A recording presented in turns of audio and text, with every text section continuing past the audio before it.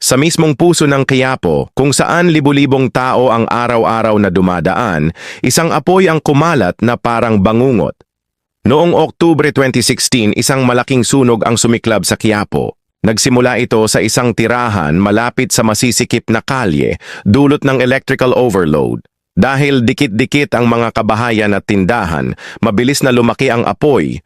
Tinupok ang daan-daang establishmento at tahanan.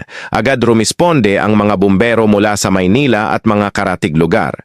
Sa kabila ng makitid na daan at dagsa ng tao, sumuong sila sa usok at init upang makontrol ang sunog. Gumamit sila ng aerial ladders, fire hoses at ilang volunteer bucket brigades upang makapigil sa pagkalat. Higit 1,000 pamilya ang nawalan ng tirahan at itinuring itong isa sa pinakamalalang sunog sa Quiapo. Ang insidente ay nagpapaalala ng kahalagahan ng electrical safety at tamang urban planning.